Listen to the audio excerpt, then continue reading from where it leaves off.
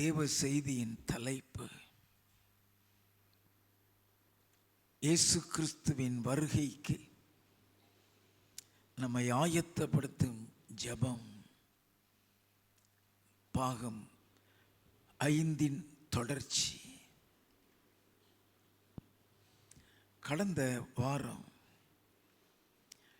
இயேசு கிறிஸ்துவின் வருகைக்கு நம்மை ஆயத்தப்படுத்தும் ஜெபத்தின் 5வது பாகத்தில் பாதி அளவு தியானித்தோம். இன்று அதன் தொடர்ச்சியை தியானிக்க போகின்றோம். யோவான் எழுதின சுவிசேஷம் 5வது அதிகாரம் 25வது 28வது 29வது வசனங்களை வாசிக்க கேட்போம். மரித்தோர் தேவகுமாரனுடைய சத்தத்தை கேட்கும் காலம் வரும், அது இப்பொழுதே வந்திருக்கிறது. அதை கேட்கிறவர்கள் பிழைப்பார்கள் என்று மெய்யாகவே மெய்யாகவே உங்களுக்கு சொல்லுகிறேன். இதை குறித்து நீங்கள் ஆச்சரியப்பட வேண்டாம். ஏனென்றால் பிரேத குழிகளில் உள்ள அனைவரும் அவருடைய சத்தத்தை கேட்கும் காலம் வரும். அப்பொழுது நன்மை செய்தவர்கள் ஜீவனை அடையும்படி எழுந்திருக்கிறவர்களாகவும், தீமை செய்தவர்கள் ஆக்கினையை அடையும்படி எழுந்திருக்கிறவர்களாகவும் புறப்படுவார்கள். தேவனாகிய கர்த்தர் அவருடைய வருகைக்கு நம்மளை தகுதிப்படுத்தக்கூடிய சில நன்மை செய்யும் காரியங்களை கடந்த வாரம் தியானித்தோம். இன்றும் தேவனாகிய கர்த்தர் நம்மிடத்தில் எதிர்பார்க்கும் நன்மை செய்யும் காரியங்களை தொடர்ந்து தியானிக்க போகின்றோம். யோபுவுடைய வாழ்க்கையில் அவன் செய்த நன்மைகளை நாம் அறிந்து கொள்ள வேண்டும். யோபுவின் புஸ்தகம் 1வது அதிகாரம் 1வது வசனம். ஊத்ஸ் தேசத்திலே யோபு என்னும் பேர் கொண்ட ஒரு மனுஷன் இருந்தான். அந்த மனுஷன் உத்தமனும் சன்மார்க்கனும் தேவனுக்கு பயந்து பொல்லாப்புக்கு விலகுகிறவனுமாய் இருந்தான். உத்தமனும் சன்மார்க்கனும் தேவனுக்கு பயந்து பொல்லாப்புக்கு விலகுகிறவனுமாய் இருந்தான். அவன் எப்படிப்பட்ட நன்மையை செய்தான்? யோபுவின் புஸ்தகம் 31வது அதிகாரம் 16 முதல் 23 வரை. எளியவர்கள் வாஞ்சித்ததை நான் கொடாதிருந்து விதவையின் கண்களை பூத்து போக பண்ணி, தாய் தகப்பனில்லாத பிள்ளை என் ஆகாரத்தில் சாப்பிடாமல் நான் ஒருவனாய் சாப்பிட்டதுண்டோ? என் சிறு வயது முதல் அவன் தகப்பனிடத்தில் வளர்வது போல என்னோடே வளர்ந்தான். நான் என் தாயின் கற்பத்திலே பிறந்தது முதல் அப்படிப்பட்டவர்களை கையிலாக கொடுத்து நடத்தினேன். ஒருவன் உடுப்பில்லாததினால் மடிந்து போகிறதையும் ஏழைக்கு மூட வஸ்திரமில்லாதிருக்கிறதையும் நான் கண்டபோது, அவன் என் ஆட்டு மயிர் கம்பளியினாலே அனல் கொண்டதினால் அவன் இடை என்னை புகழாதிருந்ததும், ஒளிமுக வாசலில் எனக்கு செல்வாக்கு உண்டென்று நான் கண்டு திக்கற்றவனுக்கு விரோதமாய் என் கையை நீட்டினதும் உண்டானால், என் கைப்பட்டை தோளிலிருந்து சரிந்து என் புயத்து எலும்பு முறிந்து போவதாக தேவன் ஆக்கினையிடுவார் என்றும் அவருடைய மகத்துவத்தை உத்தரிக்க கூடாது என்றும் எனக்கு பயங்கரமாயிருந்தது. நல்லா கவனிங்க. ஏழைக்கும் திக்கற்றவர்களுக்கும் அவன் செய்த உதவின்னு சொல்லும் பொழுது கர்த்தருக்கு பயப்படுகிற பயத்தோடு அதை செய்திருக்கிறான். அதனால் தான் அவன் உத்தமனும் சன்மார்க்கனும் தேவனுக்கு பயந்து பொல்லாப்புக்கு விலகுறவன் என்று வேதம் சொல்கிறது.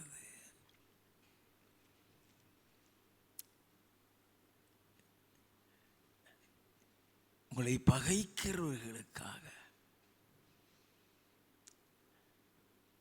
உங்களை விரோதிக்கிறவர்களுக்காக நன்மை செய்யுங்கள் என்று இயேசு சொன்னானே. அதிலும் யோபு செய்த காரியத்தை அறிய வேண்டும். யோபுவின் புஸ்தகம் 42வது அதிகாரம் 7வது வசனத்தில் இருந்து, கர்த்தர் இந்த வார்த்தைகளை யோபோடே பேசின பின் கர்த்தர் தேமானியனான எலிப்பாசை நோக்கி, உன்மேலும் உன் 2 சிநேகிதர் மேலும் எனக்கு கோபம் மூளுகிறது. என் தாசனாகிய யோபு பேசினது போல் நீங்கள் என்னை குறித்து நிதானமாய் பேசவில்லை. ஆதலால் நீங்கள் 7 காளைகளையும் 7 ஆட்டுக்கடாக்களையும் தெரிந்து கொண்டு என் தாசனாகிய யோபினிடத்தில் போய் உங்களுக்காக சர்வாங்க தகன பலிகளை இடுங்கள். என் தாசனாகிய யோபும் உங்களுக்காக வேண்டுதல் செய்வான். நான் அவன் முகத்தை பார்த்து உங்களை உங்கள் புத்தியீனத்துக்கு தக்கதாக நடத்தாதிருப்பேன். என் தாசனாகிய யோபு பேசினது போல் நீங்கள் என்னை குறித்து நிதானமாய் பேசவில்லை என்றார். யோபுடைய சிநேகிதர்கள் தேவனுக்கு விரோதமாய் பேசினது மாத்திரமல்ல, உடைஞ்சி நொறுங்கி அழுது கொண்டிருக்கிற யோபுடைய இருதயத்தை மேலும் காயப்படுத்தும்படி அவனுக்கு விரோதமாகவும் பேசுகிறார்கள். ஆண்டவர் சொல்லுகிறாரு, அவருடைய கோபம் அவர்களை அழித்து விடாதபடிக்கு யோபுட்ட போங்க, உங்களுக்காக அவன் விண்ணப்பம் பண்ணுவான். அவன் முகத்தை பார்த்து உங்கள் புத்தியினத்துக்கு தக்கதாக செய்யாதிருப்பேன். God had created an opportunity to Job to do something good in the sight of God. சில நேரங்களில் நாம் நன்மை செய்யும்படி சந்தர்ப்பங்களை உருவாக்கி தருவார். நம்ம செய்ய மாட்டோம். எல்லாம் கவனிக்க வேண்டாம்.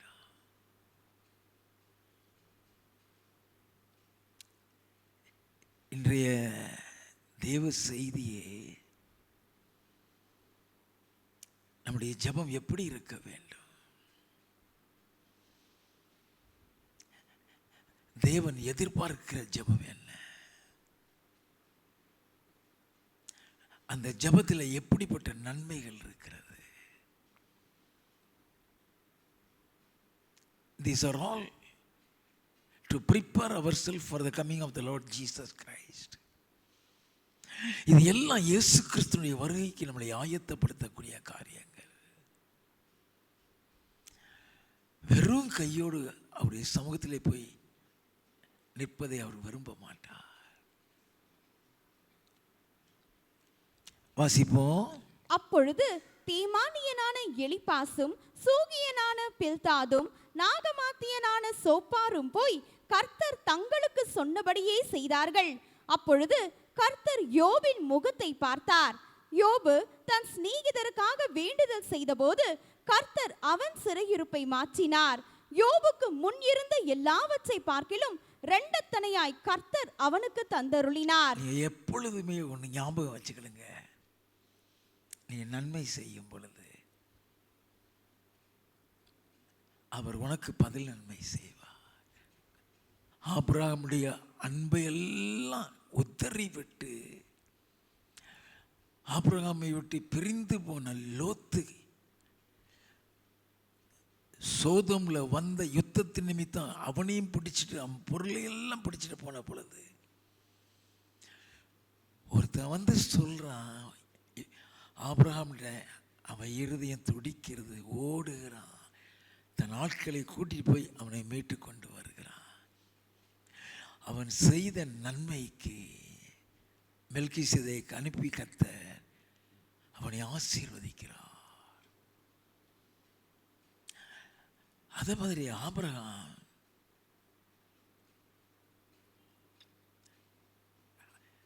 ஆசீர்வாதத்தை பெற்றவனாக தான் திரும்பி வருகிறான். இப்போதும் யோபுவை வாசித்தோம். எல்லாத்தையும் இழந்துட்டான்.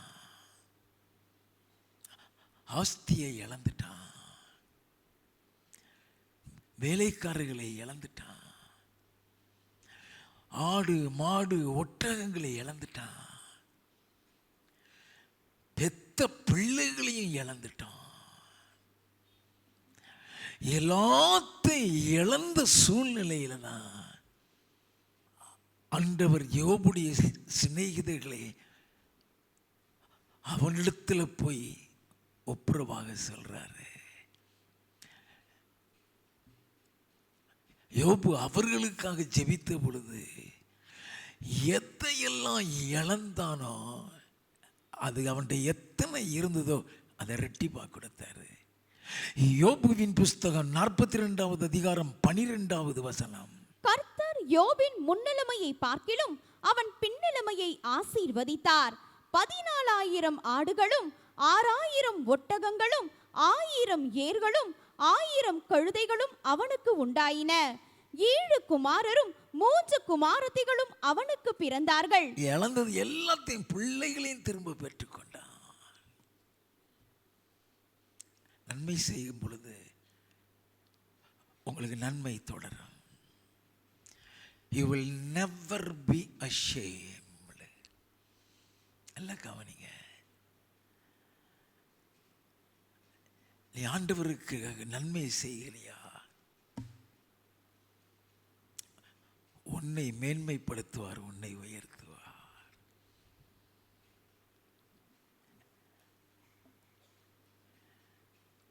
தீமையை நன்மையினால் வெல்ல வேண்டும். ரோமரின் புஸ்தகம் 12வது அதிகாரம் 20வது 21வது வசனங்கள்.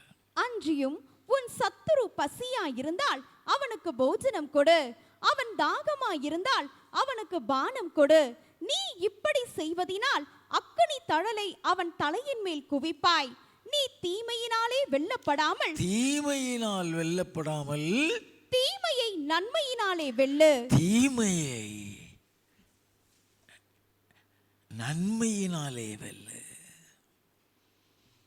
தீமைக்கு தீமை செஞ்சிடாதங்கிறாரு. நல்ல கவனிங்க. 1 தெசலோனிக்கேயரின் புஸ்தகம் 5வது அதிகாரம் 15வது வசனம். ஒருவனும் மற்றொருவன் செய்யும் தீமைக்கு தீமை செய்யாதபடி பாருங்கள். அதான் தீமைக்கு தீமை செஞ்சிடாதீங்க. தீமையை நன்மையினால் வெல்லுங்கிறாரு. உன் சத்துரு பசியாயிருந்தா அவனுக்கு ஆகாரம் கொடு. அவன் தாகமாயிருந்தா அவனுக்கு பானம் கொடு. எலிசா அப்படி செய்தான். 2 ராஜாக்களின் புஸ்தகம் 6வது அதிகாரம் 11 முதல் 14 வரை. இந்த காரியத்தின் நிமித்தம் சீரிய ராஜாவின் இருதயம் குழம்பி அவன் தன் ஊழியக்காரரை அழைத்து, நம்முடையவர்களில் இஸ்ரவேலின் ராஜாவுக்கு உளவாயா இருக்கிறவன் யார் என்று நீங்கள் எனக்கு அறிவிக்க மாட்டீர்களா என்று கேட்டான். அப்பொழுது அவன் ஊழியக்காரரில் ஒருவன், அப்படி இல்லை, என் ஆண்டவனாகிய ராஜாவே, நீர் உம்முடைய பள்ளி அறையிலே பேசுகிற வார்த்தைகளையும் இஸ்ரவேலில் இருக்கிற தீர்க்கதரிசியாகிய எலிசா இஸ்ரவேலின் ராஜாவுக்கு அறிவிப்பான் என்றான். எலிசா அறிவிப்பான் சொல்றான். அப்பொழுது அவன், நான் மனுஷரை அனுப்பி அவனை பிடிக்கும்படி நீங்கள் போய் அவன் எங்கே இருக்கிறான் என்று பாருங்கள் என்றான். அவன் தோத்தானில் இருக்கிறான் என்று அவனுக்கு அறிவிக்கப்பட்டது. அவன் தோத்தானில் இருக்கிறான் என்று அறிவிக்கப்பட்டது. அப்பொழுது அவன் அங்கே குதிரைகளையும் ரதங்களையும் பலத்த இராணுவத்தையும் அனுப்பினான். அவர்கள் ராக்காலத்திலே வந்து பட்டணத்தை வளைந்து கொண்டார்கள். பட்டணத்தை வளைந்து கொண்டார்கள். நல்ல கவனி. அவனை பிடிக்கிறதுக்காக வந்து நிற்கிறாங்க. பிடிச்சிட்டு ராஜாட்ட கொண்டு போறதுக்கு. 18வது வசனத்தில் இருந்து அவர்கள் அவனிடத்தில் வருகையில் எலிசா கர்த்தரை நோக்கி விண்ணப்பம் பண்ணி, இந்த ஜனங்களுக்கு கண்மயக்கம் உண்டாக்கும்படி செய்யும் என்றான். எலிசாவுடைய வார்த்தையின்படியே அவர்களுக்கு கண்மயக்கம் உண்டாகும்படி செய்தார். அப்பொழுது எலிசா அவர்களை நோக்கி, இது வழி அல்ல, இது பட்டணமும் அல்ல, என் பிறகே வாருங்கள், நீங்கள் தேடுகிற மனுஷனிடத்தில் நான் உங்களை வழி நடத்துவேன் என்று சொல்லி அவர்களை சமாரியாவுக்கு அழைத்து கொண்டு போனான். சமாரியாவுக்கு அழைத்து கொண்டு போனான். அவர்கள் சமாரியாவில் வந்தபோது எலிசா, கர்த்தாவே, இவர்கள் பார்க்கும்படிக்கு இவர்கள் கண்களை திறந்தருளும் என்றான். பார்க்கும்படிக்கு கர்த்தர் அவர்கள் கண்களை திறக்கும் போது இதோ அவர்கள் சமாரியாவின் நடுவே இருந்தார்கள். இஸ்ரவேலின் ராஜா அவர்களை கண்டபோது எலிசாவை பார்த்து, என் தகப்பனே, நான் அவர்களை வெட்டி போடலாமா என்று கேட்டான். நல்லா கவனிங்க. ராஜா சொல்றான், அவனை வெட்டி போட்டுட்டுமா, உமை பிடிக்கிறது வந்து நிற்கிறானுங்களே. அவன் என்ன சொல்றான் வாசிப்போம். அதற்கு அவன், நீர் வெட்ட வேண்டாம், நீர் உம்முடைய பட்டயத்தாலும் உம்முடைய வில்லினாலும் சிறையாக்கி கொண்டவர்களை வெட்டுகிறீரோ, இவர்கள் புசித்து குடித்து தங்கள் ஆண்டவரிடத்துக்கு போகும்படிக்கு அப்பமும் தண்ணீரும் அவர்களுக்கு எதிரில் வையும் என்றான். பாருங்க, ஒரு சத்துரு பசியா இருந்தார், அவனுக்கு ஆகாரம் கொடு. இவ்வளவு நேரம் இருந்தவங்க பசியோடு இருப்பாங்க. இவர்கள் புசித்து குடித்து தங்கள் ஆண்டவரிடத்துக்கு போகும்படிக்கு அப்பமும் தண்ணீரும் அவர்களுக்கு எதிரே வையும் என்றான். அப்பொழுது அவர்களுக்கு பெரிய விருந்து பண்ணி அவர்கள் புசித்து குடித்த பின்பு அவர்களை அனுப்பிவிட்டான். நல்ல கவனிங்க, பெரிய விருந்து பண்ணிட்டான். உன் சத்துரு பசியா இருந்தால் ஆகாரம் கொடு. நீதிமொழிகளின் புஸ்தகம் 25வது அதிகாரம் 21வது 22வது வசனங்கள். உன் சத்துரு பசியாயிருந்தால் அவனுக்கு புசிக்க ஆகாரம் கொடு, அவன் தாகமாயிருந்தால் குடிக்க தண்ணீர் கொடு. அதனால் நீ அவன் தலையின் மேல் எரிகிற தழல்களை குவிப்பாய், கர்த்தர் உனக்கு பலனளிப்பார். கர்த்தர் உனக்கு பலனளிப்பார். நீ நன்மை செஞ்சிட்டினா உனக்கு நன்மை செய்வார். நல்லா கவனிக்க வேண்டும். யாக்கோபின் புஸ்தகம் 4வது அதிகாரம் 17வது வசனம். ஆதலால் ஒருவன் நன்மை செய்ய அறிந்தவனாயிருந்தும் அதை செய்யாமற் போனால் அது அவனுக்கு பாவமாயிருக்கும். நல்லா கவனிங்க. நன்மை செய்ய அறிந்தவனாயிருந்தும் அதை செய்யாமல் போனால் பாவமாயிருக்கும்னு என்ன அர்த்தம்?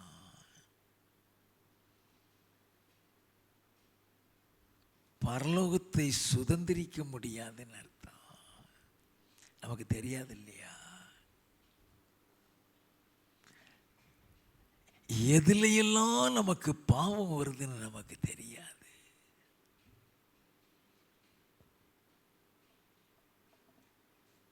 ஒருவன் நன்மை செய்ய அறிந்தவனாயிருந்தோம் அதை செய்யாமல் போனால் அது அவனுக்கு பாவமாயிருக்கும். பரலோகத்தை சுதந்திரிக்க இயேசுவுடைய வருகையில் அவரோடு கூட போய் இருக்க, நியாயத்தீர்ப்பின் நாளில் தைரியமாய் அவருக்கு முன்பாக நிற்க அவர் எதிர்பார்க்கும் நன்மைகள் உண்டு. அந்த நன்மை வைத்தே நியாயம் தீர்ப்பார். நன்மை செய்தவர்களுக்கும் செய்யாதவர்களுக்கும் நியாயம் தீர்ப்பார். மத்தேயு எழுதின சுவிசேஷம் 25வது அதிகாரம் 31வது வசனத்தில் இருந்து, அன்றியும் மனுஷகுமாரன் தமது மகிமை பொருந்தினவராய் சகல பரிசுத்த தூதரோடும் கூட வரும்போது தமது மகிமையுள்ள சிங்காசனத்தின் மேல் வீற்றிருப்பார். அப்பொழுது சகல ஜனங்களும் அவருக்கு முன்பாக சேர்க்கப்படுவார்கள். மேய்ப்பனானவன் செம்மறி ஆடுகளையும் வெள்ளாடுகளையும் வெவ்வேறாக பிரிக்கிறது போல அவர்களை அவர் பிரித்து செம்மறி ஆடுகளை தமது வலது பக்கத்திலும் வெள்ளாடுகளை தமது இடது பக்கத்திலும் நிறுத்துவார். நியாய தீர்ப்பு நடக்கிறது. The final judgment. அவர் சிங்காசனத்தில் உட்கார்ந்திருக்கிறார். ஒயிட் த்ரோன் ஜட்ஜ்மெண்ட்னு வெளிப்படுத்தல எழுதப்பட்டிருக்கிறது. அந்த நியாய தீர்ப்புல நீ நல்லவனா நீ கெட்டவனாங்கிறத அங்கதான் சொல்லுவாரு. வாசிப்போம். அப்பொழுது ராஜா தமது வலது பக்கத்தில் நிற்பவர்களை பார்த்து, வாருங்கள், என் பிதாவினால் ஆசீர்வதிக்கப்பட்டவர்களே, உலகம் உண்டானது முதல் உங்களுக்காக ஆயத்தம் பண்ணப்பட்டிருக்கிற ராஜ்யத்தை சுதந்தரித்துக் கொள்ளுங்கள். பசியாயிருந்தேன், எனக்கு போஜனம் கொடுத்தீர்கள். தாகமாயிருந்தேன், என் தாகத்தை தீர்த்தீர்கள். அந்நியனாயிருந்தேன், என்னை சேர்த்து கொண்டீர்கள். வஸ்திரமில்லாதிருந்தேன், எனக்கு வஸ்திரம் கொடுத்தீர்கள். வியாதியாயிருந்தேன், என்னை விசாரிக்க வந்தீர்கள். காவலில் இருந்தேன், என்னை பார்க்க வந்தீர்கள் என்பார். நல்ல கலைஞ அத்தனையும் நன்மை செய்கிற காரியம். பசியாயிருந்தேன் அன்று சொல்ற, எனக்கு போஜனம் கொடுத்தீங்க. எலிசா அதைதான் செய்ய சொன்னான். அவன் நல்லவனோ கெட்டவனோ, அவன் பகைங்கனோ விரோதியோ, பசியா இருக்கிறான்.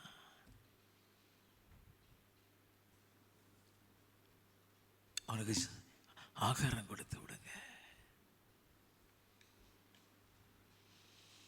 பெரிய விருந்தே பண்ணி விட்டானுங்க. வாசிப்போம். அப்பொழுது நீதிமான்கள் அவருக்கு பிரதியுத்தரமாக, ஆண்டவரே, நாங்கள் எப்பொழுது உம்மை பசி உள்ளவராக கண்டு உமக்கு போஜனம் கொடுத்தோம்? எப்பொழுது உம்மை தாகமுள்ளவராக கண்டு உம்முடைய தாகத்தை தீர்த்தோம்? எப்பொழுது உம்மை அந்நியராக கண்டு உம்மை சேர்த்து கொண்டோம்? எப்பொழுது உம்மை வஸ்திரம் இல்லாதவராக கண்டு உமக்கு வஸ்திரம் கொடுத்தோம்?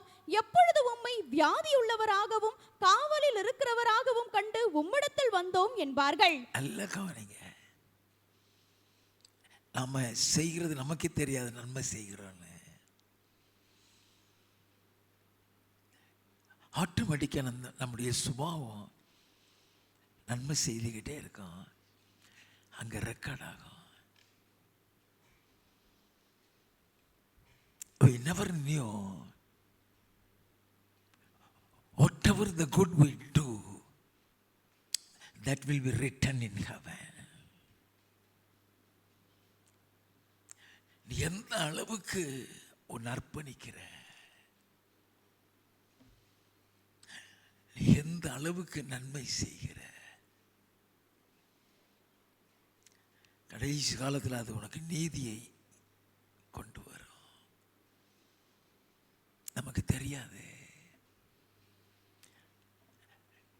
நம்ம செய்கிற ஒவ்வொரு காரியத்தையும் கர்த்தர் பார்த்து கொண்டிருப்பார். கவனியாதது மாதிரி தான் இருப்பாரு. தெரியாதது மாதிரி தான் இருப்பாரு. நீ நியாய தீர்ப்புல போய் நிற்கும் போது அவர் சொல்லுவாரு, நீ நன்மை செய்ய வேண்டும் என்று சொல்லிதான் நான் உனக்கு சந்தர்ப்பங்களை உருவாக்கி விட்டேன்.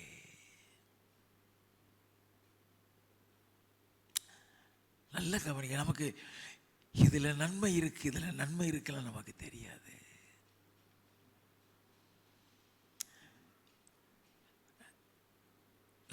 நம்மள அறியாமலே அதை செய்யணுங்கிறதுக்காக சந்தர்ப்பத்தை உருவாக்குவாரு. நம்ம கண்டுக்கிடாத மாதிரி போயிடுவோம். பரலோக ராஜ்யத்துக்கு போகணுங்க போது அது நித்தியமான சந்தோஷம் இல்லை இடம்.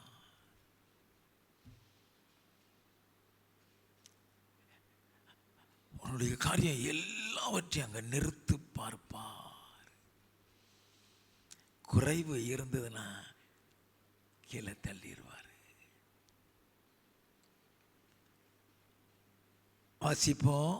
அதற்கு ராஜா பிரதியுத்தரமாக, மிகவும் சிறியவராகிய என் சகோதரரான இவர்களில் ஒருவனுக்கு நீங்கள் எதை செய்தீர்களோ அதை எனக்கே செய்தீர்கள் என்று மெய்யாகவே உங்களுக்கு சொல்லுகிறேன் என்பார். எது செய்தாலும்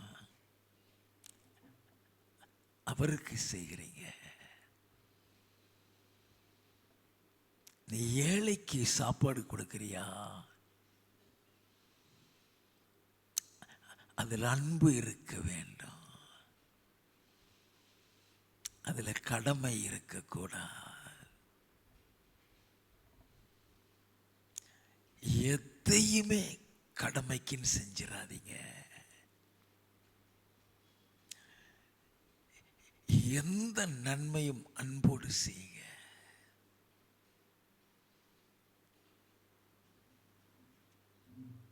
கடமைக்குன்னு செய்கிறது எல்லாரும் செய்வான். ஆனா பரலோகத்துக்கு நியமிக்கப்பட்டிருக்கிற அவர் அன்பை எதிர்பார்ப்பாரு.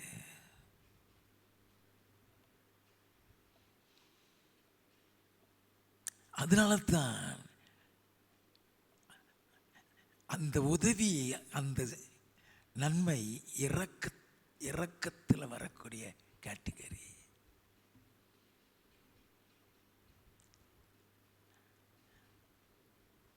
இயேசு கிறிஸ்து சொன்னார், மத்தேயு எழுதின சுவிசேஷம் 5வது அதிகாரம் 7வது வசனத்தில், இரக்கமுள்ளவர்கள் பாக்கியவான்கள், அவர்கள் இரக்கம் பெறுவார்கள்.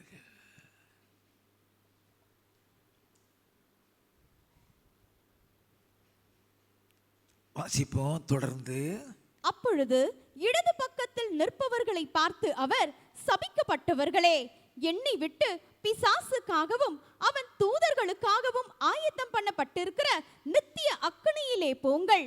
பசியாயிருந்தேன், நீங்கள் எனக்கு போஜனம் கொடுக்கவில்லை. தாகமாயிருந்தேன், நீங்கள் என் தாகத்தை தீர்க்கவில்லை.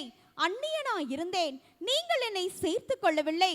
வஸ்திரமில்லாதிருந்தேன், நீங்கள் எனக்கு வஸ்திரம் கொடுக்கவில்லை. வியாதியுள்ளவனாகவும் காவலில் அடைக்கப்பட்டவனாயும் இருந்தேன், நீங்கள் என்னை விசாரிக்க வரவில்லை என்பார். அப்பொழுது அவர்களும் அவருக்கு பிரதியுத்தரமாக, ஆண்டவரே, உம்மை பசியுள்ளவராகவும் தாகமுள்ளவராகவும் அந்நியராகவும் வஸ்திரம் இல்லாதவராகவும் வியாதிப்பட்டவராகவும் காவலில் அடைக்கப்பட்டவராகவும் நாங்கள் எப்பொழுது கண்டு உமக்கு உதவி செய்யாதிருந்தோம் என்பார்கள். நல்லா கவனிங்க. நான் பசியா இருந்தேன், நான் தாகமா இருந்தேன், எனக்கு உதவி செய்யலைங்கிறாரு. அதுக்கு அர்த்தம் என்ன தெரியுமா? அந்த சந்தர்ப்பங்களை அவருக்கு உருவாக்கி கொடுத்திருக்கிறாரு.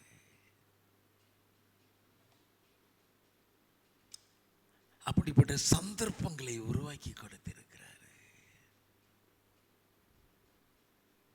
அவங்க உதவி செய்யல,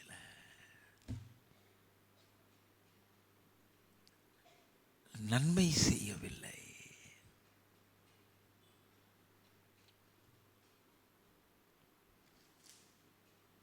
ஆண்டவரே, நாங்க எப்போ அப்படி இருந்தோம்? எப்பவுமே பசியுள்ளவராக தாகம் உள்ளவராக கண்டோம். வாசிப்போம். அப்பொழுது அவர் அவர்களுக்கு பிரதியுத்தரமாக, மிகவும் சிறியவர்களாகிய இவர்களில் ஒருவனுக்கு நீங்கள் எதை செய்யாதிருந்தீர்களோ அதை எனக்கே செய்யாதிருந்தீர்கள் என்று மெய்யாகவே உங்களுக்கு சொல்லுகிறேன் என்பார். மெய்யாகவே உங்களுக்கு சொல்லுகிறேன் என்பார். அந்தபடி இவர்கள் நித்திய ஆக்கினையை அடையவும் நீதிமான்களோ நித்திய ஜீவன் அடையவும் போவார்கள் என்றார். நல்லா கவனிச்சீங்களா? அதனாலதான் ஒருவன் நன்மை செய்ய அறிந்திருந்தும் அதை செய்யாமல் போனால் அது அவனுக்கு பாவமாயிருக்குன்னு சொல்லி எழுதப்பட்டிருக்கிறது. அது நம்முடைய பரலோகத்துக்கு போக தடுத்துரும்.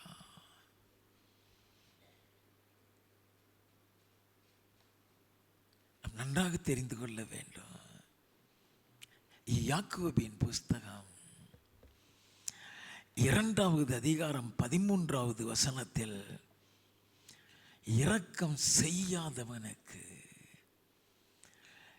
இரக்கமில்லாத நியாய தீர்ப்பு கிடைக்கும் எழுதப்பட்டிருக்கிறது. அவங்களை இரக்கப்பட்டு செய்யவில்லை. ஆண்டவர்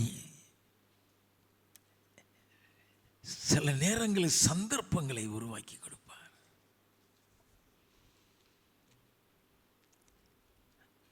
அதில் உனக்கு இரக்கம் இருக்கா,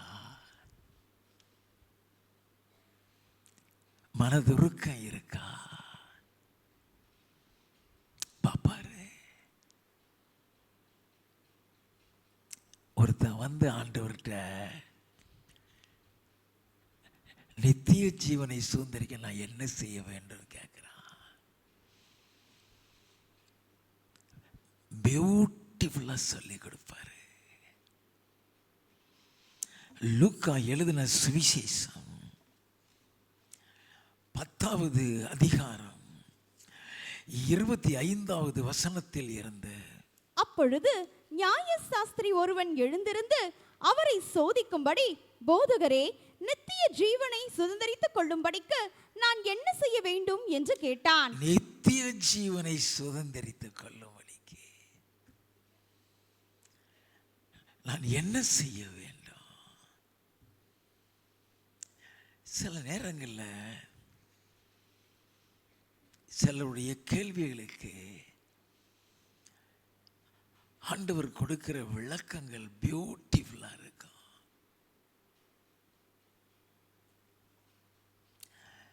அவன் கேட்ட கேள்விக்கு எப்படி பதில் கொடுத்து அந்த நன்மை செய்கிறதுல அதை எப்படி லிங்க் பண்ணுகிறாருங்கிறத பார்க்கலாம். வாசிப்போம். அதற்கு அவர், நியாயப்பிரமாணத்தில் என்ன எழுதி இருக்கிறது, நீ வாசித்திருக்கிறது என்ன என்றார். அவன் பிரதியுத்தரமாக, உன் தேவனாகிய கர்த்தரிடத்தில் உன் முழு இருதயத்தோடும் உன் முழு ஆத்துமாவோடும் உன் முழு பலத்தோடும் உன் முழு சிந்தையோடும் அன்பு கூர்ந்து உன்னிடத்தில் அன்பு கூறுவது போல பிறனிடத்திலும் அன்பு கூறுவாயாக என்று எழுதியிருக்கிறது என்றான். நல்ல கவனிங்க. உதவி செய்கிறது அன்போடு செய்யப்பட வேண்டும் சொன்ன, அதுல இரக்கம் இருக்கு, அதுல மனதுருக்கம் இருக்கு.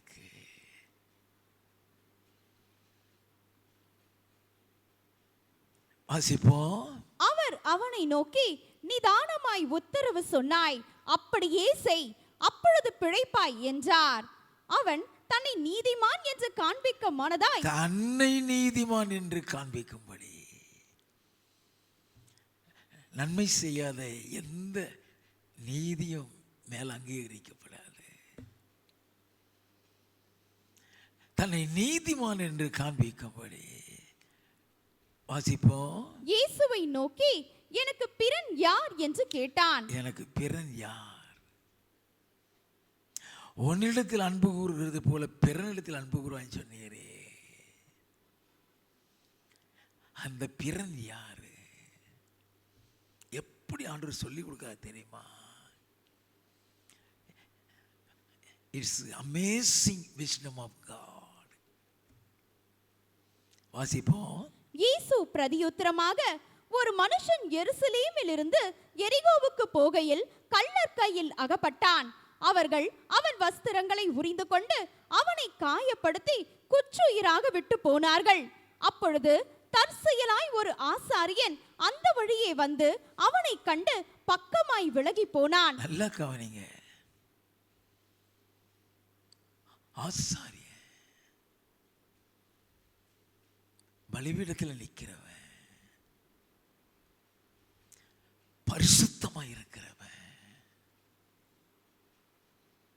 ஏன் ஆசாரியனை சொல்றாரு? அவன் பரிசுத்தவான்.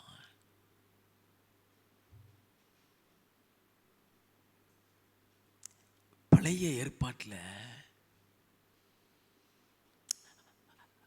ஆசாரியனுக்கு கொடுக்கப்படுகிற அபிஷேகமே ராஜரீக அபிஷேகம். அது அவனை பரிசுத்தப்படுத்துறதுக்காக கொடுக்கப்படுது. அவனை பரிசுத்தப்படுத்துறதுக்கு அப்புறம் தான் அவன் பலிபீடத்தில் வர முடியும்.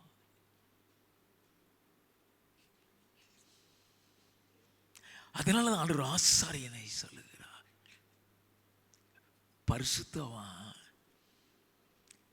நன்மை செய்யலைன்னா பரலோகம் போக முடியாது.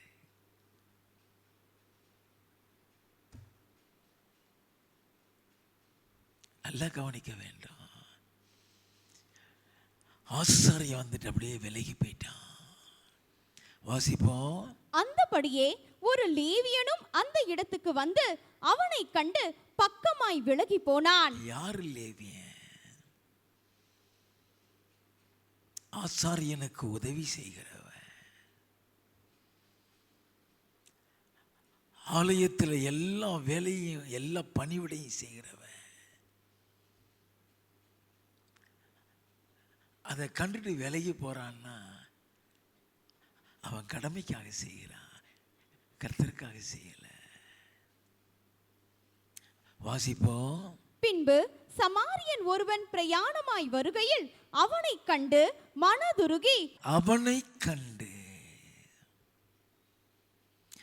மனதுருகி நன்மை செய்கிறவனுக்கு ஒருத்தன் கஷ்டப்படுறதை பார்க்கும் பொழுதே இரக்கம் வரும், மனதுருக்கம் வரும். ஆசாரியனை லேவியனை மாதிரி ஓடி போக மாட்டான். அவனை கண்டு மனதுருகி, he was moved with the compassion. வாசிப்போம். கிட்ட வந்து அவனுடைய காயங்களில் எண்ணெயும் திராட்சரசமும் வார்த்து காயங்களை கட்டி அவனை தன் சுய வாகனத்தின் மேல் ஏற்றி, சுய வாகனத்தில் ஏற்றி, அதுக்காக ஒரு ஆட்டோவுக்கு எதிர்பார்க்கல, ஒரு மாட்டு வண்டிக்கு எதிர்பார்க்கல, தன்னுடைய சுய வாகனத்தை அதுக்கு பிரயோஜனப்படுத்துகிறான். வாசிப்போம். சத்திரத்துக்கு கொண்டு போய் அவனை பராமரித்தான். மறுநாளிலே தான் புறப்படும் போது 2 பணத்தை எடுத்து சத்திரத்தான் கையில் கொடுத்து, நீ இவனை விசாரித்துக்கொள், அதிகமாய் ஏதாகிலும் இவனுக்காக செலவழித்தால் நான் திரும்பி வரும்போது அதை உனக்கு தருவேன் என்றான். அங்க சத்திரக்காரன்ட்டு விட்டுட்டு போயிடல. அப்படி விட்டுட்டு போயிட்டான்னு அது கடமை. 2 பணத்தை கொடுத்து, நீ இவனுக்கு செலவழிக்க வேண்டாம், அவனுக்கு என்ன செலவாகுதோ இதில் செலவுலே, ஒருவேளை அதிகமாயிட்டுனா நான் திரும்பி வரும்போது இங்கே வருவேன், இவனை பார்க்க வருவேன், நீ அதிகமாக செலவழிச்சு நான் உனக்கு தந்துடுவேன்,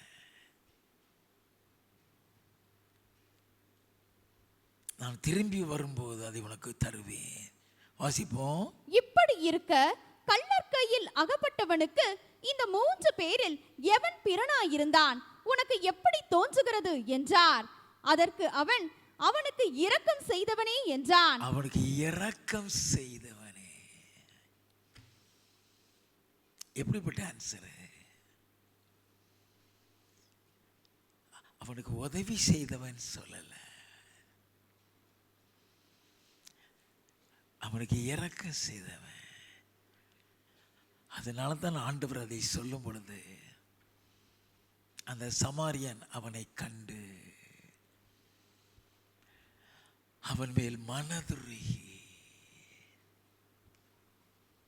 அவன் காயங்களை கட்டி தன் சுய வாகனத்தில் எடுத்துட்டு போறான். அவனுக்கு இரக்கம் செய்தவனே, நீ பரிசுத்தமாயிருக்கலாம், இரக்கம் இல்லைன்னா பரலோகம் போக முடியாது.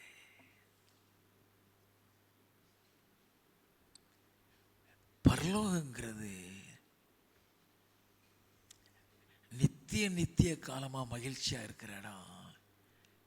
அவளை ஈஸியா உன்னைய போக பிசாசு விட மாட்டான். அதனாலதான் கர்த்தர் நமக்கு சொல்லி கொடுத்து கொண்டு வருகிறார். வாசிங்க. அப்பொழுது இயேசு அவனை நோக்கி, நீயும் போய் அந்தபடியே செய் என்றார். நீயும் போய் அந்தபடியே செய்.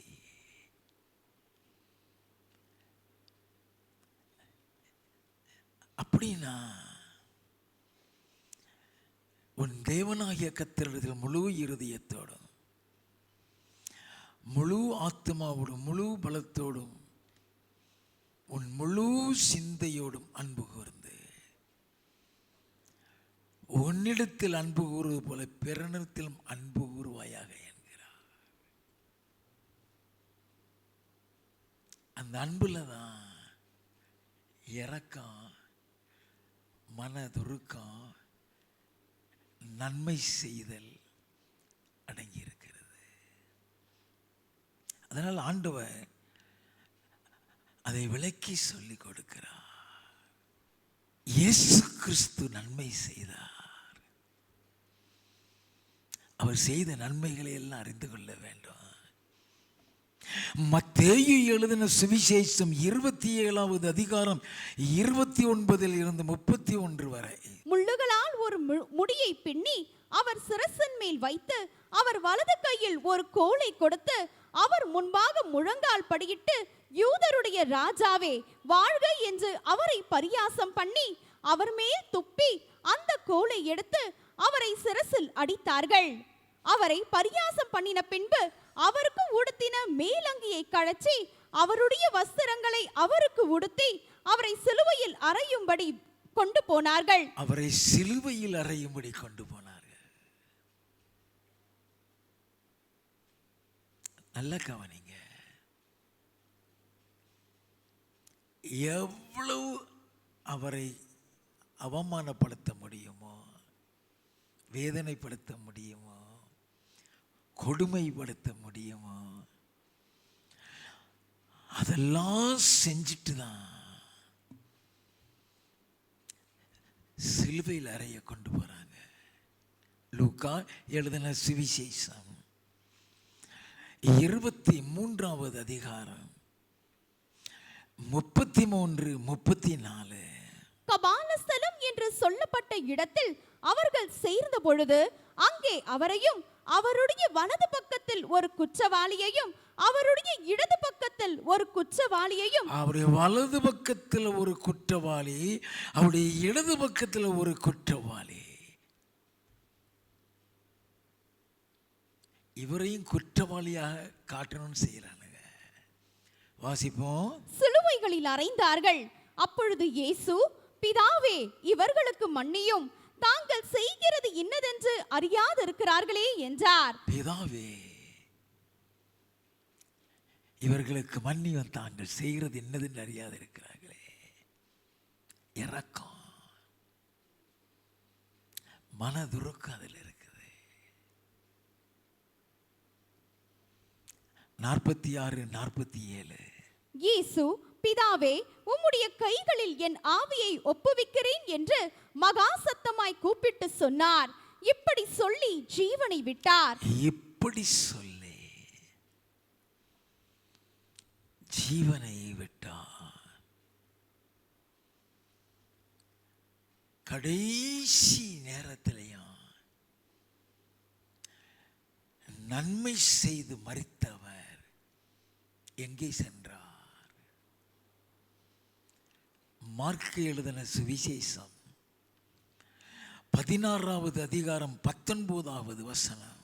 இவ்விதமாய் கர்த்தர் அவர்களுடனே பேசின பின்பு பரலோகத்துக்கு எடுத்துக்கொள்ளப்பட்டு தேவனுடைய வலது பாரிசத்தில் உட்கார்ந்தார். பரலோகத்திற்கு எடுத்துக்கொள்ளப்பட்டு தேவனுடைய வலது பாரிசத்தில் உட்கார்ந்தார். அந்த நன்மை, பிதாவே உம்முடைய சித்தத்தின்படி செய்தோ வருகிறேன் தானே சொன்னாரு. அந்த சித்தத்தை நிறைவேற்றினார். அங்க போயிட்டாரு. இயேசு கிறிஸ்து சொன்னார், மத்தேயு எழுதின சுவிசேஷம் 5வது அதிகாரம் 38வது வசனத்தில் இருந்து, கண்ணுக்கு கண் பல்லுக்கு பல் என்று உரைக்கப்பட்டதை கேள்விப்பட்டிருக்கிறீர்கள். நான் உங்களுக்கு சொல்லுகிறேன். இப்போ பழைய ஏற்பாட்டின் நியாயப்பிரமாணம் மாறுகிறது. பழைய ஏற்பாட்டில் கண்ணுக்கு கண் தான், பல்லுக்கு பல்லு தான், ஜீவனுக்கு ஜீவன் தான். இப்ப அந்த நியாயப்பிரமாணம் மாறுகிறது. நான் உங்களுக்கு சொல்லுகிறேன், தீமையோடு எதிர்த்து நிற்க வேண்டாம். ஒருவன் உன்னை வலது கன்னத்தில் அறைந்தால் அவனுக்கு மறு கன்னத்தையும் திருப்பிக் கொடு. உன்னோடு வழக்காடி உன் வஸ்திரத்தை எடுத்துக்கொள்ள வேண்டும் என்று இருக்கிறவனுக்கு உன் அங்கியையும் விட்டுவிடு. ஒருவன் உன்னை 1 மைல் தூரம் வர பலவந்தம் பண்ணினால் அவனோடு 2 மைல் தூரம் போ. நல்ல கவனிங்க, எதிர்த்து நிற்காதங்கிறாரு. அவர் சொல்றத கவனிப்போம், வாசிப்போம். உன்னிடத்தில் கேட்கிறவனுக்கு கொடு, உன்னிடத்தில் கடன் வாங்க விரும்புகிறவனுக்கு முகம் கோணாதே. உனக்கு அடுத்தவனை சிநேகித்து, உனக்கு அடுத்தவனை சிநேகித்து உன் சத்துருவை பகைப்பாயாக என்று சொல்லப்பட்டதை கேள்விப்பட்டிருக்கிறீர்கள். அந்த சட்டத்தை மாத்துகிறாரு. கேள்விப்பட்டிருக்கிறீங்க. நான் உங்களுக்கு சொல்லுகிறேன், உங்கள் சத்துருக்களை சிநேகியுங்கள், உங்களை சபிக்கிறவர்களை ஆசீர்வதியுங்கள், உங்களை பகைக்கிறவர்களுக்கு நன்மை செய்யுங்கள், உங்களை நிந்திக்கிறவர்களுக்காகவும் உங்களை துன்பப்படுத்துகிறவர்களுக்காகவும் ஜெபம் பண்ணுங்கள். நல்ல கவனிங்க, அத்தனையும் நம்மளை பகைக்கிறவர்களுக்கு செய்ய சொல்றாரு. வாசிப்போம். இப்படி செய்வதினால் நீங்கள் பரலோகத்தில் இருக்கிற உங்கள் பிதாவுக்கு புத்திரராய் இருப்பீர்கள். அவர் தீயோர் மேலும் நல்லோர் மேலும் தமது சூரியனை உதிக்க பண்ணி நீதியுள்ளவர்கள் மேலும் அநீதியுள்ளவர்கள் மேலும் மழையை பெய்ய பண்ணுகிறார். உங்களை சிநேகிக்கிறவர்களையே நீங்கள் சிநேகிப்பீர்களானால் உங்களுக்கு பலன் என்ன? நல்ல கவனிங்க, உங்களுக்கு பலன் என்ன? வாசிப்போம். ஆயக்காரரும் அப்படியே செய்கிறார்கள் அல்லவா? உங்கள் சகோதரரை மாத்திரம் வாழ்த்துவீர்களானால் நீங்கள் விசேஷித்து செய்கிறது என்ன? சகோதரி மட்டும் வாழ்த்துகள், நீ விசேஷித்து செய்கிறது என்ன? ஆயக்காரரும் அப்படி செய்கிறார்கள் அல்லவா? ஆகையால் பரலோகத்தில் இருக்கிற உங்கள் பிதா பூரண சற்குணராய் இருக்கிறது போல நீங்களும் பூரண சற்குணராய் இருக்க கடவீர்கள். பிதாவுக்கு இருக்கிற குணம் உனக்கு இருக்கணுங்கிறாரு. அவர் நல்லவனுக்கும் மழையை பெய்ய பண்ணுகிறாரு, தீயவனுக்கும் மழையை பெய்ய பண்ணுகிறாரு. நல்லா கவனிக்க வேண்டும். நல்லவன் மீது சூரியன் உதிக்குது, தீயவர்கள் மீது சூரியன். அவரை மாதிரி இருங்கிறாரு. பிதாவை சொல்லுகிறார். அவர் எதிர்பார்க்கிற அந்த நன்மையை தான் ஸ்தேவான் செஞ்சு பரலோகத்துக்கு போயிட்டான். அப்போஸ்தலர் நடவடிக்கைகளின் புஸ்தகம் 7வது அதிகாரம் 55-56. அவன் பரிசுத்த ஆவியினாலே நிறைந்தவனாய் வானத்தை அண்ணாந்து பார்த்து தேவனுடைய மகிமையையும் தேவனுடைய வலது பாரிசத்தில் இயேசுவானவர் நிற்கிறதையும் கண்டு, அதோ வானங்கள் திறந்திருக்கிறதையும் மனுஷகுமாரன் தேவனுடைய வலது பாரிசத்தில் நிற்கிறதையும் காண்கிறேன் என்றான். நல்லா கவனிங்க, திறந்த கண்ணுல அங்க ஆண்டவரை பார்க்கிறான். இயேசுவை மட்டும் அல்ல, அவர் பக்கத்தில் பிதாவை நிற்கிறாரு. அதை சொல்லும்போது ஒருத்தன் நம்பல. அவன் தேவதூஷணம் சொல்றான் சொல்லி அவனை கல்லெறிறாங்க. 58:59. அவனை நகரத்துக்கு புறம்பே தள்ளி அவனை கல்லெறிந்தார்கள். சாட்சிக்காரர் தங்கள் வஸ்திரங்களை கழற்றி சவுல் என்னப்பட்ட ஒரு வாலிபனுடைய பாதத்தின் அருகே வைத்தார்கள். அப்பொழுது கர்த்தராகிய இயேசுவே, என் ஆவியை ஏற்றுக்கொள்ளும் என்று ஸ்தேவான் தொழுது கொள்ளுகையில் அவனை கல்லெறிந்தார்கள். வேதனை தாங்காம என்னை எடுத்துக்கிடுங்க, மேலதான் நிற்கிறாரு, பார்த்துட்டு தான் இருக்கிறான். அவர் எடுக்கல. அவர் எதிர்பார்க்கிற ஒரு நன்மை இருக்குது. கல்லெறிகிறாங்க இல்லையா, அவர்கள் மீது மனபாரம் இருந்திடக்கூடாது, கசப்பு இருந்திடக்கூடாது. நான் கடந்த வாரம் சொன்னேன், பரிசுத்தமா நீ வாழலாம்,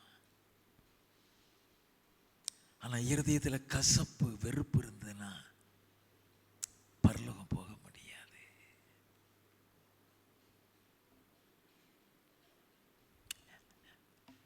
அதனாலதான் ஸ்தேவானுக்குள்ள ஒரு கசப்பு இருக்கக்கூடாது, அவங்க மீது ஒரு வெறுப்பு இருந்துடக்கூடாதுங்கிறதுக்காக அவன் ஜபத்துக்கு காத்திருக்கிறாரு. 60வது வசனம். அவனோ முழங்கால் படியிட்டு, ஆண்டவரே, இவர்கள் மேல் இந்த பாவத்தை சுமத்தாதிரும் என்று மிகுந்த சத்தமிட்டு சொன்னான். இப்படி சொல்லி நித்திரை அடைந்தான். அது சொன்ன உடனே அவனை எடுத்துக்கொண்டான். இவர்கள் செய்த பாவத்தை இவர்கள் மீது சுமத்தாதீர் ஆண்டவரே. அதுல கிறிஸ்துவின் அன்பு இருக்கிறது.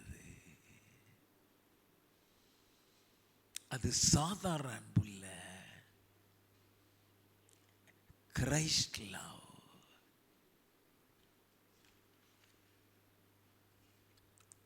இயேசு இந்த உலகத்துக்கு வந்த நோக்கமே நன்மை செய்கிறது இருக்குதா. அப்போஸ்தல நடவடிக்கைகளின் புஸ்தகம் 10வது அதிகாரம் 38வது வசனம். நசரேயனாகிய இயேசுவை தேவன் பரிசுத்த ஆவியினாலும் வல்லமையினாலும் அபிஷேகம் பண்ணினார். தேவன் அவருடனே கூட இருந்தபடியினாலே அவர் நன்மை செய்கிறவராயும் பிசாசின் வல்லமையில் அகப்பட்ட யாவரையும் குணமாக்குகிறவராயும் சுற்றி திரிந்தார். நல்ல கவனிங்க, ஆண்டவர் நன்மை செய்கிறவராய் சுற்றி திரிந்தாரா. அவர் செய்த நன்மையை தான் தியானிச்சுட்டு வர்றான். மரிக்கும் போது செய்த நன்மையை பார்த்தோம், அவர் உயிரோடு இருக்கும்போது செய்த நன்மை. மத்தேயு எழுதின சுவிசேஷம் 12வது அதிகாரம் 9வது வசனத்தில் இருந்து, அவர் அவ்விடம் விட்டு போய் அவர்களுடைய ஜெப ஆலயத்தில் பிரவேசித்தார். அங்கே சோம்பின கையுடைய மனுஷன் ஒருவன் இருந்தான். அப்பொழுது அவர் மேல் குற்றம் சாட்டும்படிக்கு, ஓய்வு நாளில் சொஸ்தமாக்குகிறது நியாயமா என்று கேட்டார்கள். ஓய்வு நாளில் சொஸ்தமாக்குகிறது நியாயமா என்று கேட்டார்கள். அதற்கு அவர், உங்களில் எந்த மனுஷனுக்காகிலும் ஒரு ஆடு இருந்து அது ஓய்வு நாளில் குழியிலே விழுந்தால் அதை பிடித்து தூக்கிவிட மாட்டானோ? ஆட்டை பார்க்கிலும் மனுஷனானவன் எவ்வளவோ விசேஷித்திருக்கிறான். ஆதலால் ஓய்வு நாளிலே நன்மை செய்வது நியாயம்தான் என்று சொன்னார். வியாதியஸ்தனை சுகப்படுத்துகிறது,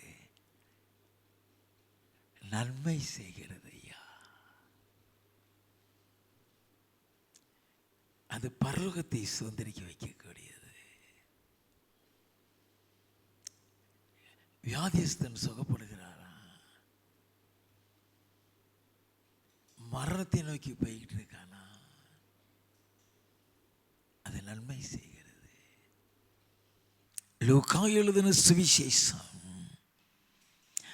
4வது அதிகாரம் 38வது வசனத்தில் இருந்து, பின்பு அவர் ஜெப ஆலயத்தை விட்டு புறப்பட்டு சீமோன் வீட்டில் பிரவேசித்தார். சீமோனுடைய மாமி கடும் ஜுரமாய் கிடந்தாள். அவளுக்காக அவரை வேண்டிக் கொண்டார்கள். அவர் அவளிடத்தில் குனிந்து நின்று ஜுரம் நீங்கும்படி கட்டளையிட்டார். அது அவளை விட்டு நீங்கிற்று. உடனே அவள் எழுந்திருந்து அவர்களுக்கு பணிவிடை செய்தாள். நல்ல கவனிங்க, உடனே அவளுக்கு சுகமாயிருச்சு. வாசிப்போம். சூரியன் அஸ்தமித்த போது ஜனங்கள் எல்லாரும் தங்களுக்குள்ளே பல பல வியாதிகளால் வருத்தப்பட்டவர்களை அவரிடத்தில் கொண்டு வந்தார்கள். நல்ல கவனிங்க, அநேகரை அவரிடத்தில் கொண்டு வந்தார்கள்.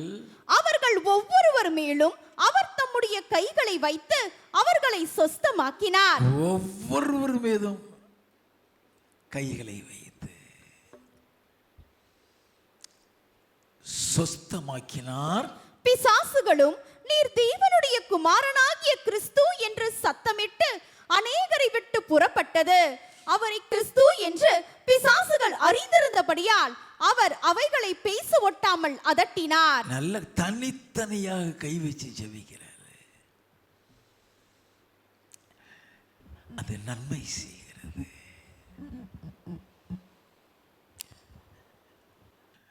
மத்தேயு எழுதின சுவிசேஷம் 8வது அதிகாரம் 16வது வசனம். அஸ்தமனமான போது பிசாசு பிடித்திருந்த அநேகரை அவரிடத்தில் கொண்டு வந்தார்கள். பிசாசு பிடித்திருந்த அநேகரை அவரிடத்தில் கொண்டு வந்தார்கள். அவர் அந்த ஆவிகளை தமது வார்த்தையினாலே துரத்தி பிணியாளிகள் எல்லாரையும் சொஸ்தமாக்கினார். அநேகரை சொஸ்தப்படுத்துகிறார். அது நன்மை செய்கிற ஊழியம். மார்க்கு எழுதின சுவிசேஷம் 9வது அதிகாரம் 17-18. அப்பொழுது ஜனக்கூட்டத்தில் ஒருவன் அவரை நோக்கி, போதகரே, ஊமையான ஒரு ஆவி பிடித்த என் மகனை உம்மிடத்தில் கொண்டு வந்தேன். அது அவனை எங்கே பிடித்தாலும் அங்கே அவனை அலைக்கழிக்கிறது.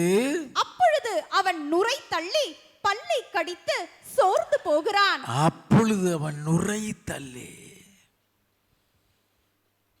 பல்லை கடித்து சோர்ந்து போகிறான். நல்ல கவனிங்க, 21வது வசனம். அவர் அவனுடைய தகப்பனை நோக்கி, இது இவனுக்கு உண்டாகி எவ்வளவு காலமாயிற்று என்று கேட்டார். அதற்கு அவன், சிறுவயது முதற்கொண்டே உண்டாயிருக்கிறது. இவனை கொல்லும்படிக்கு அது அநேக தரம் தீயிலும் தண்ணீரிலும் தள்ளிற்று. நீர் ஏதாகிலும் செய்யக்கூடுமானால் எங்கள் மேல் மனதிறங்கி எங்களுக்கு உதவி செய்ய வேண்டும் என்றான். எத்தனை வேதனையா இருக்கும். பிசாசின் தொந்தரவு, ஆந்திரியம் வச்சிருக்கான். அவனை படாத பாடுபடுத்துது. தாய் தகப்பன் எத்தனை கண்ணீர்ல இருப்பாங்க. 25வது வசனம். அப்பொழுது ஜனங்கள் கூட்டமாய் ஓடி வருகிறதை இயேசு கண்டு அந்த அசுத்த ஆவியை நோக்கி, ஊமையும் செவிடுமான ஆவியே, இவனை விட்டு புறப்பட்டு போ, இனி இவனுக்குள் போகாதே என்று நான் உனக்கு கட்டளையிடுகிறேன் என்று அதை அதட்டினார். இனி இவர் எனக்குள் போகாதே.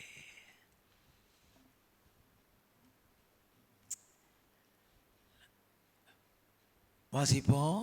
அப்பொழுது அது சத்தமிட்டு அவனை மிகவும் அலைக்கழித்து புறப்பட்டு போயிற்று. அவன் செத்து போனான் என்று அநேகர் சொல்லத்தக்கதாக செத்தவன் போல் கிடந்தான். இயேசு அவன் கையை பிடித்து அவனை தூக்கினார். உடனே அவன் எழுந்திருந்தான். நன்மை செய்கிறது. நல்லா கவனிங்க, இயேசு அந்த சுகமாக்குற ஊழியத்தை எப்படி செஞ்சார் தெரியுமா? மத்தேயு எழுதின சுவிசேஷம் 14வது அதிகாரம் 14வது வசனம். இயேசு வந்து திரளான ஜனங்களை கண்டு அவர்கள் மேல் மனதுருகி அவர்களில் வியாதியஸ்தர்களாய் இருந்தவர்களை சொஸ்தமாக்கினார். மனதுருகி அந்த ஊழியத்தை செய்கிறார். do it with love and compassion. அது பரலோகத்துக்கு உன்னை கொண்டு போகிறது. இயேசு சும்மா அந்த ஊழியத்தை செய்தார் நினைச்சிடாதீங்க. ராத்திரியும் பகலும் ஜெபிக்கிறார் அந்த ஊழியத்துக்காக. மார்க் 1:35 அதிகாலையில் எழுந்து போய் ஜெபிக்கிறாரு. மத்தேயு 14:23 சாயந்தரம் போய் ஜெபிக்கிறாரு. லூக்கா 5:16 வனாந்திரமான ஒரு இடத்துல தனியா போய் ஜெபிக்கிறாரு. லூக்கா 6:12 ராத்திரி முழுவதும் ஜெபிக்கிறாரு. லூக்கா 9:18 சீஷர்களோடு போய் ஜெபிக்கிறாரு. லூக்கா 9:28 30 பேதுரு யாக்கோபு யோவானை கூட்டிக் கொண்டு போய் ஜெபிக்கிறாரு.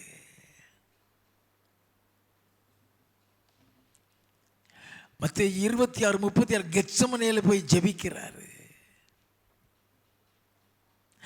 லூக்கா 22:40 இருந்து 42 வரை கெத்சமனேல போய் கண்ணீர் விட்டு கதறி ரத்த நாளங்கள் எல்லாம் வெடித்து ரத்தமாக வெளியே அப்படி ஜெபிக்கிறாரு. நம்ம ஜெபிக்கிறோமா? மோசே திறப்புல நிற்கிறான் ஐயா. அவருடைய கோபத்தை அணைக்கிறதற்கு சங்கீதம் 106:23 அப்படிதான் சொல்லுகிறது. வாசிப்போம். ஆகையால் அவர்களை நாசம் பண்ணுவேன் என்றார். அப்பொழுது அவரால் தெரிந்து கொள்ளப்பட்ட மோசே அவர்களை அவர் அழிக்காதபடிக்கு அவருடைய உக்கிரத்தை ஆற்றும் பொருட்டு அவருக்கு முன்பாக திறப்பின் வாயிலே நின்றான். திறப்புல நின்று கதறுகிறான். யாத்ராகமம் 32வது அதிகாரம் 7 முதல் 10 வாசித்தீங்களா? ஆண்டவர் அவர்களை தம்முடைய கோபத்தில் அழிக்க போற சொல்றாரு. அழிக்க போற சொன்னவர்களை அழிக்காதபடிக்கு யாத்ராகமம் 32வது அதிகாரம் 30 32 வரை அவர்களுக்காக போய் 40 நாள் கதறுகிறான்.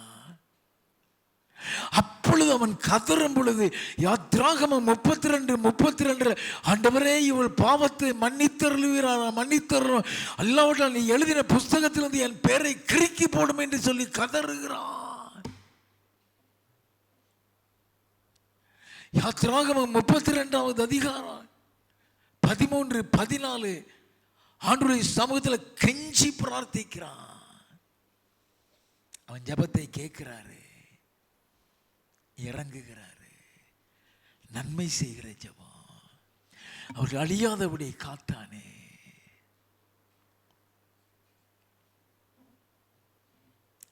அன்னால் பயந்து சென்றவர்.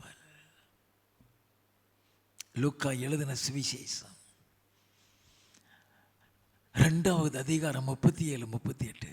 ஏறக்குறைய 84 வயதுள்ள அந்த விதவை 84 வயசு 84 வயசு அல்லவா? 38வது வசனம். அவளும் அந்நேரத்திலே வந்து நின்று கர்த்தரை புகழ்ந்து எருசலேமிலே மீட்புண்டாக காத்திருந்த யாவருக்கும் அவரை குறித்து பேசினாள். ஏன் கர்த்தர் அவளுக்கு அதை வெளிப்படுத்துகிறார்? அந்த 84 வயசில் உள்ளவளுக்கு ஏன் வெளிப்படுத்துகிறார்? 37 மறுபடியும் வாசிங்க. ஏறக்குறைய 84 வயதுள்ள அந்த விதவை தேவாலயத்தை விட்டு நீங்காமல் இரவும் பகலும் உபவாசித்து ஜெபம் பண்ணி ஆராதனை செய்து கொண்டிருந்தாள். உபவாசித்து ஜெபம் பண்ணி, அதனாலதான் அவ என்ன ஜெபிக்கிறா? எருசலேமுடைய மீட்புக்காக ஜெபிக்கிறா. அப்போ சொன்ன தீமோத்தேயு நல்ல கவனிங்க, இந்த ஜெபத்துக்காக அதிக பாரத்தோடு காத்திருக்கிறான். அவருடைய இருதயத்துக்குள்ள ஜெபிக்க வேண்டும் என்று சொல்லி அப்போஸ்தலனாகிய பவுல் தீமோத்தேயுவுக்கு எழுதுகிற நிருபத்தில் எழுதுகிறான். 1 தீமோத்தேயு புஸ்தகம் 2வது அதிகாரம் 1 இருந்து வாசிப்போமே. நான் பிரதானமாய் சொல்லுகிற புத்தி என்னவெனில் எல்லா மனுஷருக்காகவும் விண்ணப்பங்களையும் ஜெபங்களையும் வேண்டுதல்களையும் ஸ்தோத்திரங்களையும் பண்ண வேண்டும். நல்லா கவனிக்க வேண்டும். எல்லா மனுஷருக்காகவும் வாசிப்போம். நாம் எல்லா பக்தியோடும் நல்லொழுக்கத்தோடும் கலகம் இல்லாமல் அமைதலுள்ள ஜீவனம் பண்ணும்படிக்கு ராஜாக்களுக்காகவும் அதிகாரமுள்ள யாவருக்காகவும் அப்படியே செய்ய வேண்டும். எல்லாருக்கும் அப்படி செய்யுங்கன்னு சொல்றான்.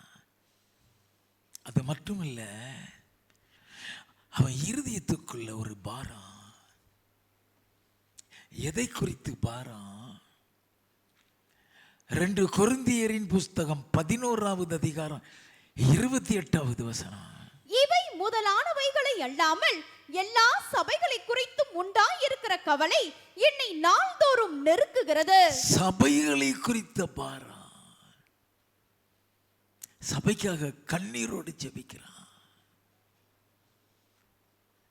அவருடைய ஒவ்வொரு நிருபத்தையும் வாசிங்க. எபேசியருக்கு எழுதின நிருபமாக இருந்தாலும் சரி, கொரிந்தியருக்கு எழுதின நிருபமாக இருந்தாலும் சரி, பிலிப்பியருக்கு எழுதின நிருபமாக இருந்தாலும் சரி, அவங்களுக்காக ஜெபிக்கிறேன்னு சொல்லி எழுதுவான். ஆண்டவருக்கு முன்பாக அவங்க பரிசுத்தமாய் வந்து சேரணுமேன்னு சொல்லி ஜெபிக்கிறான். எஸ்தர் தாய் தகப்பனுங்களாய் மருதாக வளர்ந்தவதான். ஆமா, நிமித்தம் யூதர்களை அழிக்கக்கூடிய சட்டம் பிறந்திருது. தேசம் முழுதும் துக்கத்தில் இருக்கு. எஸ்தர் சொல்லி விடுகிற மருதகாயிட்ட. எஸ்தரின் புஸ்தகம் 4வது அதிகாரம் 17வது வசனம். நீர் போய் சூசானில் இருக்கிற யூதரை எல்லாம் கூடி வர செய்து 3 நாள் அள்ளும் பகலும் புசியாமலும் குடியாமலும் இருந்து எனக்காக உபவாசம் பண்ணுங்கள். எனக்காக உபவாசம் பண்ணுங்கள். நானும் என் தாதிமாரும் உபவாசம் பண்ணுவோம். இவ்விதமாக சட்டத்தை மீறி ராஜாவினிடத்தில் பிரவேசிப்பேன். நல்ல கவனிங்க. சட்டத்தை மீறி ராஜாவினிடத்தில் பிரவேசிப்பேன். நான் செத்தாலும் சாகிறேன் என்று சொல்ல சொன்னாள். அவங்களுக்காக தன்னையே அர்ப்பணிக்கிறா. எங்களுக்காக ஜெபம் பண்ணுப்பா, எங்களுக்காக ஜெபம் பண்ணு.